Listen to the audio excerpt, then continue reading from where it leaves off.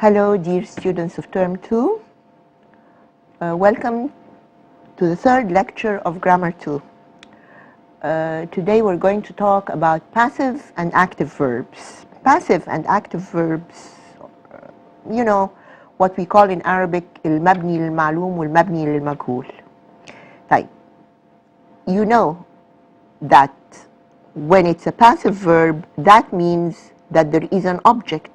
But the object is not called an object in English. In English, it's always a subject. Whatever comes at the beginning of the sentence before the verb is the subject. We just say that in passive verbs, the subject receives the action of the verb. It receives the action. But in active verbs, the subject is the doer of the action. All right, let's now look at our written lecture. Passive verbs. The difference between active and passive verbs is that the subject in an active sentence does the action of the verb, while the subject in a passive sentence receives the action of the verb. We do not say that in a passive sentence we start with the object. I'm telling you this because I know that some people say this.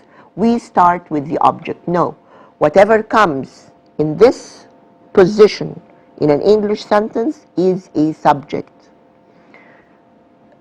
Let's look at that. Ahmed broke the window. Ahmed here is a subject. Broke the window. Broke is the verb and the window is an object. Now, in a passive sentence, I would say the window was broken by Ahmed. We do not say that the window here is the object or that we're starting with the object. No, the window becomes a subject in the sentence, but it receives the verb. Ahmed broke the window in the first sentence. Ahmed is the subject and Ahmed is the doer of the verb or the action. All right? Right. Let's look at this explanation. In the first sentence, Ahmed is the doer of the action. In the second sentence, the window, which becomes the subject in the sentence, receives the action. The action of breaking is received by the window. It's not done by the window. But in the first sentence, Ahmed is the doer of the action. Ahmed broke the window. Right. In passive verb sentences, the object becomes the subject and the subject becomes the object. How is that? M may even be omitted and the sentence would still be correct. The passive is used when the object is more important than the subject. Type. I want you to notice this, that in English, it's very common to start the sentence with the object or what receives the action, when the object in an active sentence is more important than the subject. يعني لو بقول Ahmed, if I say that Ahmed broke the window, what is more important here? That the window was broken or that Ahmed broke it? Now, the window is more important, so it's common to say the window was broken by Ahmed. Now, sometimes I do not even mention the door. Let's read this again. In passive verb sentences, the object becomes the subject, that's the window, and the subject becomes the object. يعني becomes the object. When I say by, whatever comes after by is an object and may even be omitted and the sentence would still be correct. The passive is used when the object is more important than the subject. Right. To convert a sentence from active to passive, إني أغير الجملة من active ل passive, we must identify the object. We should know where the object is and the subject. The object becomes a subject and the subject becomes the object with by. انتوا عارفين ان by, if you remember, by is a preposition, and whatever comes after a preposition is an object. If you remember, it is an object of the preposition. Type. Next, when I know the subject and the object, next we form the passive verb according to the tense of the verb in the active sentence. According to the tense of the verb. Type. The verb broke is a past tense verb. We use the past tense of the verb be, and it is followed by the past participle of the verb in the active sentence. يعني إيه؟ Ahmad broke the window. Broke is a past tense verb. But that means what? That my sentence in the passive voice should also be a past tense sentence. لازم هي كمان تبقى في الماضي. طيب. مش هقول يعني I cannot say يعني if we say Ahmad broke the window and then we start with the window, we're not going to say the window broke. We should always have verb to be, and it is followed by the past participle of the verb in the active sentence اللي هو broke. Past participle is broken. Type. We may include by plus object, and we may choose not to include it. يعني نقول Ahmad broke the window, subject, and the window is object. The window was broken by Ahmad. Now, the window here is the object. But we start with the window. The window becomes the subject in this sentence. All right? Now, by Ahmad, Ahmad is not a subject. Ahmad is the real subject, but in the sentence, grammatically speaking, من ناحية القواعد, it becomes the object. ممكن نقول the window was broken by Ahmad, and we can say the window was broken. Now, both 2 and 3, sentences 2 and 3, are correct passive sentences. Now, the form of the passive. These may be common errors with the form of the passive. يعني دي الغلطات اللي ممكن الناس تغلطها في passive sentences. يعني إن يقول the window was breaking by Ahmad. No.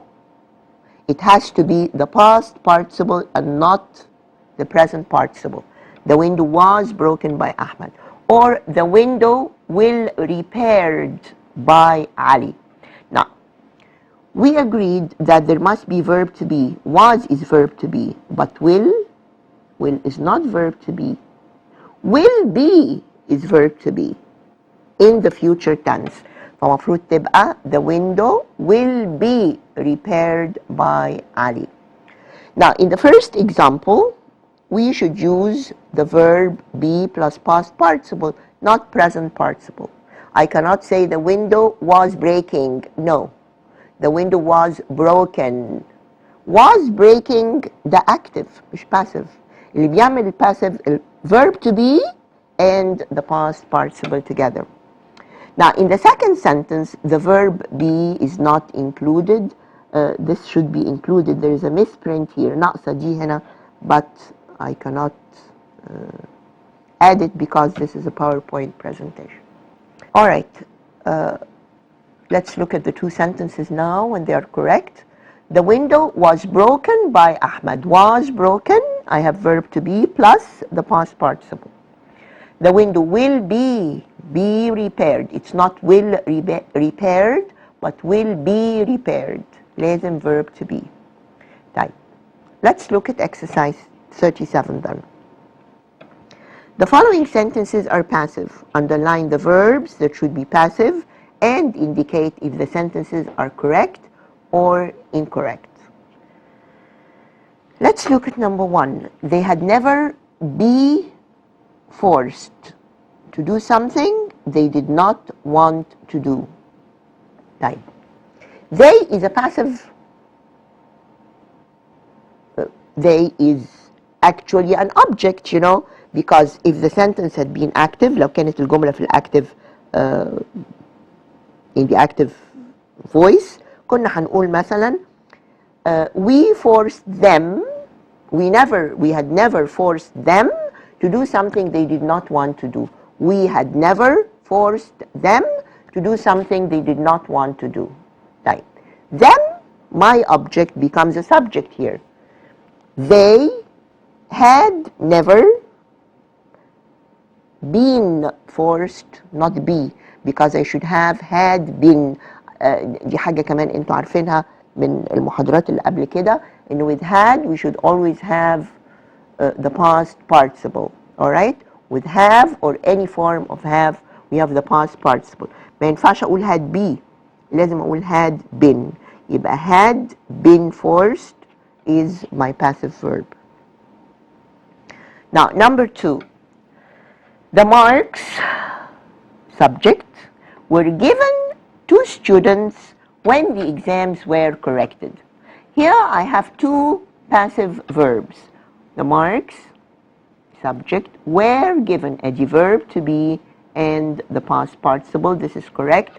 When the exams, another subject, were corrected, verb to be, and the past participle. This is again a passive verb. Money is lending to farmers by agricultural banks. Money is lending. طيب احنا عارفين in when I change the sentence to passive it should be in the same tense. Is lending is present continuous. طيب ازاي هقولها بقى in passive؟ I should have verb to be and the verb اللي هو lending لازم يبقى في الايه؟ في ال past participle. فهقول is being lent to farmers by agricultural banks. Number 4. The children had been chose. No, I need the verb to be in the past participle. The children had been chosen by the teacher to represent their school. The book for the course should have been, that's verb to be, approved. Approved is past participle, يبقى this is correct. The book for the course should have been approved by the instructor. The complaint has been, verb to be. Submitting, now submitting should be in the past participle, but this is an incorrect sentence. The complaint has been submitted over and over again. Has been submitted over and over again. Electricity bills have been, verb to be, increased, past participle, again and again by the government. This is correct. Voters who are too old to queue are being allowed in first. Now, this is again a sentence which is in the present continuous tense. Voters who are too old to queue يعني انهم يقفوا في صف, are being, that's my verb to be, voters are being allowed in first. بيسمح لهم بالدخول أولا. Allowed is past participle. طيب الجملة دي مثلا كان أساسها إيه؟ We allow voters who are too old to queue in first. We are allowing voters, we are allowing. It's a present continuous active verb. يبقى برضو passive verb should be present continuous. We are allowing voters, يبقى voters are being allowed. يعني I'll move to the answer key so that you can have it in your CDs when you are correcting yourself. طيب they had never been forced, يعني احنا عملنا الحاجات دي لكن I want you to have a look at them. The marks were given. This is correct. Money is lending. No, money is being lent.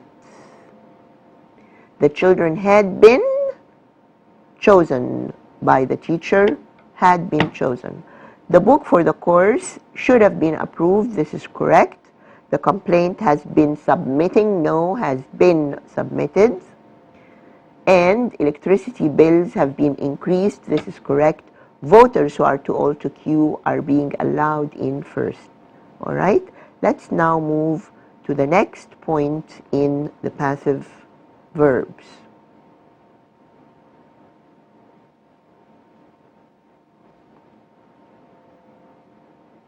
طيب.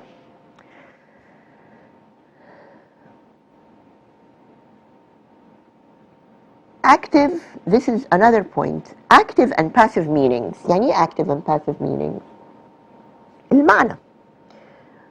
المعنى إذا كان active or passive.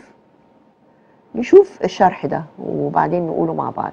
When there is no object in a passive sentence، يعني when there is no object، يعني ما فيش في الجملة by and the object. يعني لما أقول the window was broken by أحمد وشيل أحمد وشيل by أحمد، يبقى معناه إن there is no object in this sentence.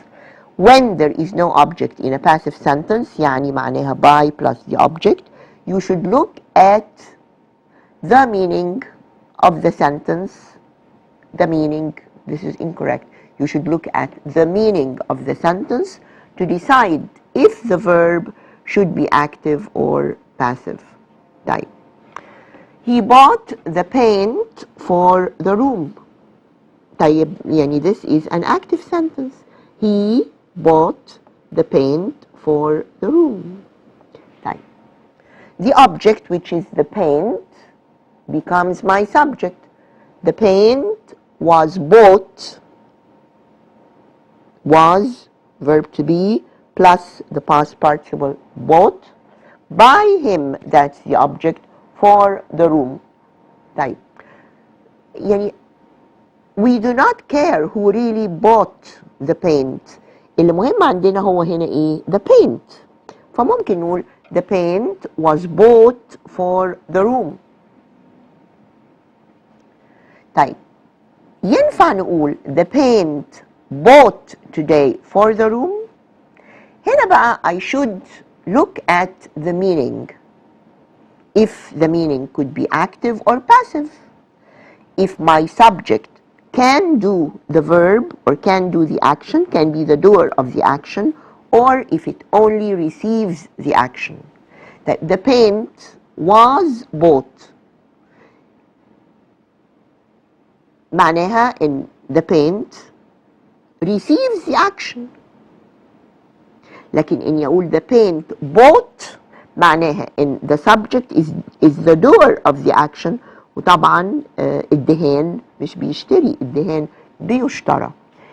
If you remember in grammar 1, I always told you that you could do grammar correctly even if you do not understand the meaning of sentences. لكن هنا you should know the meaning. لازم أعرف هنا إن كلمة paint، إن the paint ما يقدرش يشتري، cannot be the doer of the action. It can only receive the action. All right? طيب. The first 3 sentences are correct. The fourth sentence اللي هي دي the paint bought زي ما شرحنا. The fourth sentence has an incorrect passive that looks like a correct verb. ليه؟ لأن I have a sentence with a subject and a verb. Because we have a sentence which starts with a subject and is followed by a verb. To determine that such a sentence is incorrect، عشان أحدد بقى إن الجملة دي غلط، we have to look at the meaning of the subject. لازم نشوف معنى الفاعل to decide whether it does the action or receives the action. Does the paint buy؟ الدهان بيشتري، or does someone buy the paint؟ ولا حد اللي بيشتريه؟ If you decide that someone buys the paint, then the verb should be passive. زي هنا The paint was bought for the room. ليه؟ Because someone bought the paint for the room. Alright? طيب. Active and passive meanings. Remember this. Active, the subject does the action of the verb.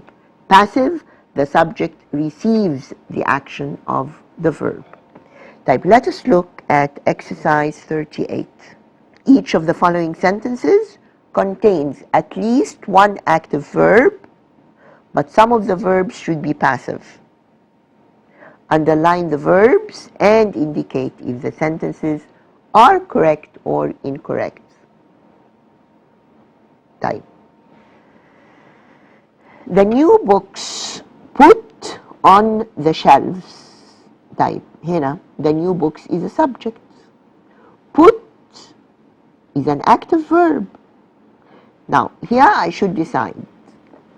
Can the books put or does someone put the books? طبعا, the new books do not put something on the shelf. But someone puts the books on the shelf, فلازم تبقى إيه؟ The new books, هنا I should look at the verb put. This is a present tense verb, or it can be a past tense verb. لأن الفعل عندنا ده put is an irregular verb. Put. يعني ممكن أقول I just need verb to be here. In the same tense, ممكن أقول the new books are put on the shelves, or the new books were put on the shelves, لأن put can be present, past, or past participle. I do not want to confuse you, مش عايزة ألخبطكم، لكن أنا ممكن برضو أقول the new books زي ما بقول are put on the shelves, the new books were put on the shelves, past tense. ممكن أقول the new books have been put on the shelves, or the new books had been put on the shelves. All sentences are correct. Why? Because I decide the tense of the sentence from this verb. And this verb can be either present, past, or past participle. Let's look at number 2. The film began just a few minutes ago. هنا يعني I should think. Does the film begin? Is the film the doer of the action? Or does someone begin the film? يعني العادي ان احنا نقول the film began. The film began just a few minutes ago.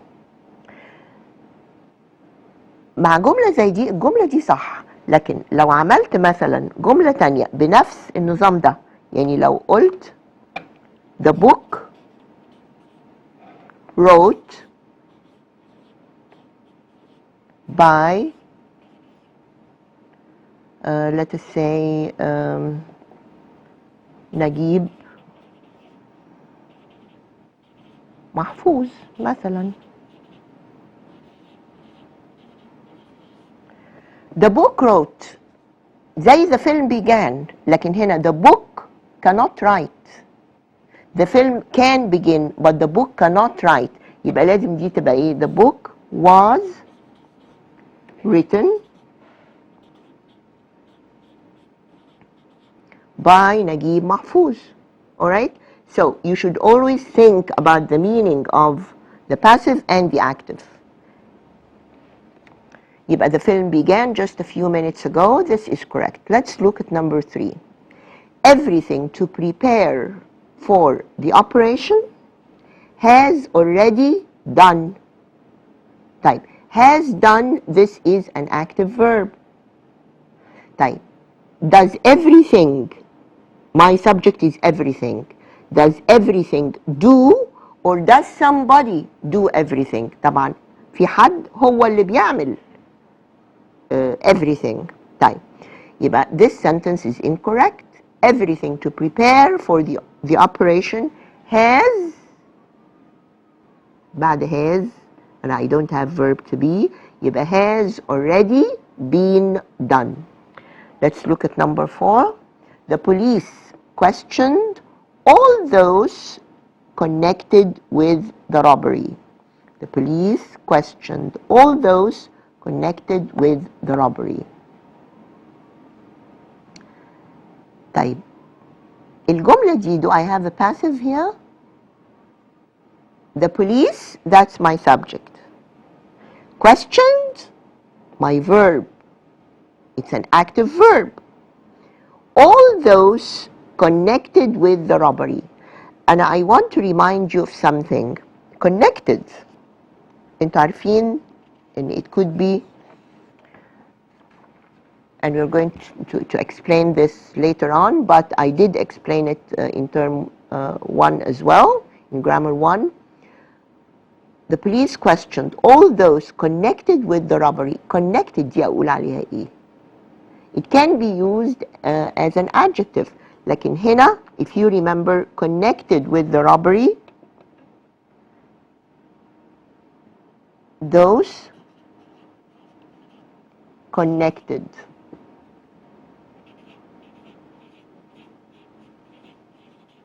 With the robbery. Type. Can I say that connected is an adjective? It can be used as an adjective, but you know that adjectives always come before the nouns they describe. يبقى هنا, if I want to remind you عشان نفتكر, connected هنا اللي كنا بنقول عليها in term 1 reduced adjective clause. دي اللي تيجي بعد الاسم. يبقى all those who were connected. وعلشان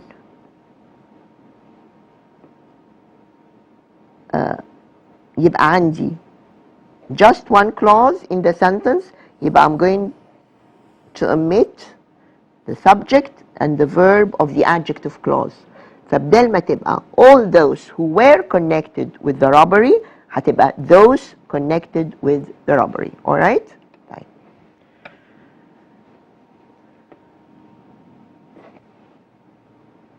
Number 5. The box containing the cards has just sent. برضو ناخد بالنا في الجملة دي. The box. Remember that we do not divide grammar. We do not divide grammar. يعني الجرامر اللي عرفناه في term 1 يعني will always be with us. This is something that you've learned and you should always keep it. And as I told you at the beginning of this course, we are going to be examined in both A and B, in both grammar 1 and grammar 2. طيب هفكركم برضو بحاجة هنا. نقول الجملة بس زي ما احنا شايفينها كده. The box containing the cards has just sent. فين الجملة الأساسية هنا؟ The box, that's my subject. The box has just sent. Let's look at this. The box has just sent. This is my subject. The box has just, I don't have verb to be. لازم تبقى has just been sent. ايه المعنى؟ نبص على المعنى. The box has just been sent. لأن the box cannot be the doer of sending. الطرد ولا الصندوق مش بيبعت، هو بيتبعت. لكن نيجي عند containing again أفكركم this is a reduced adjective clause. كان مفروض إن الجملة the box which is containing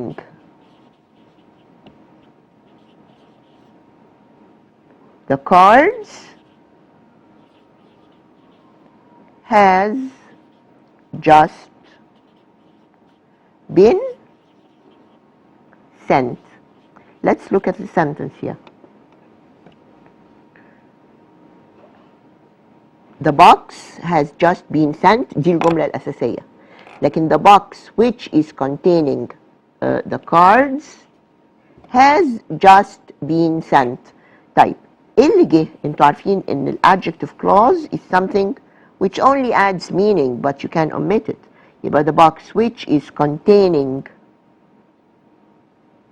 the cards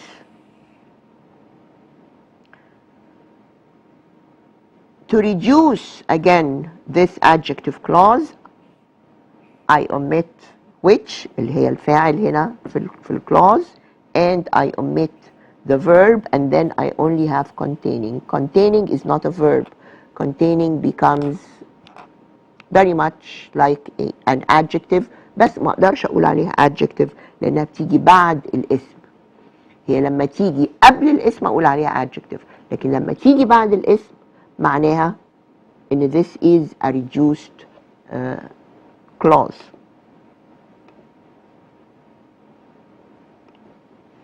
طيب let's look at number 6. The summer vacation will plan carefully before they finish exams. طيب the summer vacation اجازة الصيف will plan يعني can the summer vacation plan or does someone plan the summer vacation? طبعا someone they here they are going to plan the summer vacation. يبقى لازم اقول ايه؟ The summer vacation will be planned carefully before they finish exams. طيب the milk turned sour when it did not boil.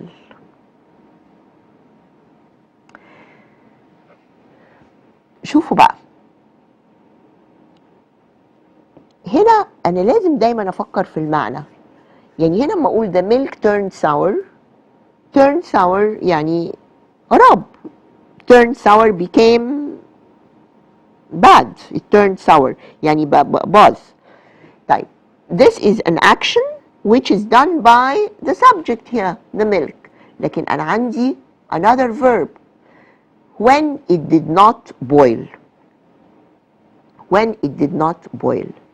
طيب هنا معناها ان it the milk is the doer of the action which is boiling. أنا ممكن أقول the milk is boiling. The milk is boiling. المعنى ممكن ينفع the milk is boiling اللبن بيغلي. لكن إني أقول the milk turned sour when it did not boil لا. هو الفعل اللي عمله اللبن إنه راب. Because someone did not boil it. يعني it needed someone to boil it. هو طبعا المعنى هنا في بتبقى فروق قليلة قوي في المعنى and you have to be conscious to this. ما اقدرش اقول the milk turned sour when it did not boil. لا. When it was not boiled. When it was not boiled. كان لازم حد يغليه. طيب. Number 8. The match won in the last minute. طيب. Does the match win or do the players win the match? Players win the match. So the match receives the action. It's not the doer of the action. يبقى the match was لأنه won برضو هنا الجملة دي.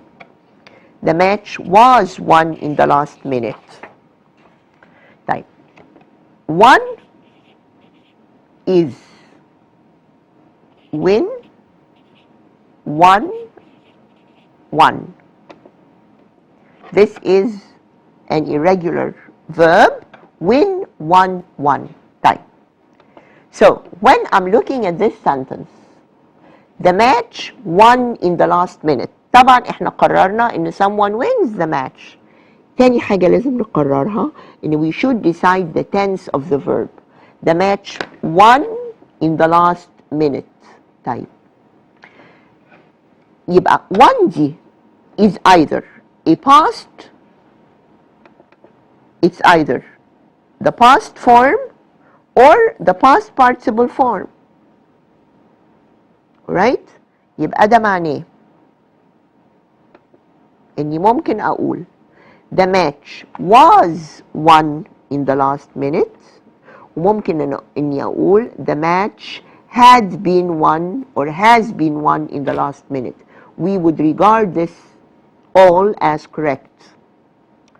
Okay? طيب. Let's look at number 9. The clothes made to rival the latest fashion of the season. الهدوم اتعملت بحيث انها تنافس اخر صيحات في الموسم. طيب هنا برضو the clothes is my subject. made. Do the clothes make themselves or are they made by someone? They are made by someone. يبقى this sentence should be a past, a passive, should have a passive verb. يبقى the clothes were made to rival the latest fashion of the season. وممكن برضو أقول the clothes are made to rival the latest fashion of the season. When prices are high, goods do not buy. When prices are high, goods do not buy. Type goods. Do goods buy or does someone buy the goods? People buy goods. So goods, when you think about the meaning, إذا فكرنا في معناها البضائع مش بتشتري، البضائع بتشترى. يبقى do not buy، لا goods do not buy، this is active. Goods are not bought, are not bought. Are verb to be, bought past participle. Type. Let us now look at the answer key of exercise 38. Type. Number 1. The new books put on the shelves? No, the new books were put on the shelves. وممكن أقول are put. The film began just a few minutes ago. This is correct. Everything to prepare for the operation has already done. No, has already been done. Let me remind you again of something, that everything is singular. أي كلمة everything, everybody, everyone، أي كلمة قبلها everything مش يعني كل الحاجات. This is not plural. This is singular and should take a singular verb اللي هو has مش have. يبقى everything to prepare for the operation has already been done. The police questioned all those connected with the robbery. This is correct. The box containing the cards has just sent. لا, has just been sent. The summer vacation will plan carefully before they finish exam. No, the summer vacation will be planned. The milk turned sour when it did not boil. لا, when it was not boiled. The match won in the last minute. But the match was won. Doesn't win. It is won. The clothes made to rival the latest fashion of the season. The clothes were made to rival the latest fashion of the season. And the last one, when prices are high, goods do not buy. No, goods do not buy. Goods are bought. يبقى when prices are high, goods are not bought. All right, that finishes our topic today, active and passive verbs. Remember that in passive verbs, you should always have verb to be, and if you're changing from active to passive, always look at the verb. دايما أبص على الفعل عشان أعرف التنس بتاعه. According to the tense in the active sentence, when I change it into passive, لازم verb to be يبقى في نفس التنس وبعد كده يبقى عندي the past participle. This is one thing. Sometimes when I change into passive or when I'm writing a passive sentence, I can include the object which is originally the doer of the action. يعني ممكن أقول زي ما قلنا the window was broken by أحمد. أقول the speech a speech was given by the chairman. وممكن طيب تعالوا نشوف جمل زي دي. لو أنا بقول a speech was given by the chairperson. chairperson انتوا عارفين كلمة chairman بس لأن sometimes the chairperson is a man or a woman, this is the word which is now used. A chairperson. طيب هنا لما أقول a speech was given by the chairperson. افرضوا إن أنا بقول بس a speech was given. الجملة هنا محتاجة حاجة because يعني it's the subject here is important, the speech, وعشان كده جبتها في الأول. لكن it's equally important to know who gave the speech. مهم برضو إني أعرف مين اللي قال الخطبة أو قال الكلمة. it's always left to my discretion. دي حاجة دايما بتبقى متروكة للي بيتكلم أو للي بيكتب. إمتى هو محتاج يذكر في الباسيف الأوبجكت اللي هو أساسا السبجكت، وإمتى مش محتاج. يعني تعالوا مثلا لو قلنا جملة زي stamps. لا، you can buy stamps. You can buy stamps at the post office. طيب if I change that to passive هقول stamps. You can buy stamps, that's the object فبقت هي subject. stamps عندي can buy يبقى can be bought at the post office. هنا يعني مش هقول by you. It would be a very bad sentence. It's always left to my sense of what I should say and what I do not have to include. دايما دي متروكة لحس اللي بيكتب أو اللي بيتكلم امتى يقول الأوبجكت أو امتى ما يقولوش. مش مهم ان انا اقول by you، يعني ما ينفعش ان انا اقول by you. لكن في جملة زي الاولانية اللي هي بتاعت a speech was given by the chairperson، دي مهم ان انا يعني it's important to say to know who gave the speech, right? لكن it's not important to say by you. It's even bad English to say by you. Anybody can buy stamps at the post office. All right? The second thing to remember is the meaning of the sentence, the meaning of the word. Can this word, can this subject do the action? Can it be the doer of the action? If it can be the doer of the action, then I have an active voice verb. If it cannot do the action, then I should have a passive verb. زي الجملة بتاعت paint. Paint bought? لا. Paint was bought. Goods buy? No. Goods are bought. Right? لكن ممكن أقول طبعا the film began. The lecture began. مش ضروري أقول the lecture was begun. لأن المهم عندي هنا إن المحاضرة نفسها ابتدت، مش إن حد بداها. alright؟ والمحاضرة ممكن تبتدي والفيلم ممكن يبتدي والنهار ممكن يبتدي والليل بيجي. يعني دي بتبقى active voice verbs. They take active voice verbs. يعني ما اقول مثلا ده بالظبط زي ما اقول لما اني اقول the film began ولا the lecture began، دايما زي بالظبط ما بقول the sun يعني the sun rose. All right? طيب, okay. We meet next time for lecture number 4 for another topic, inshallah. Thank you and see you again soon.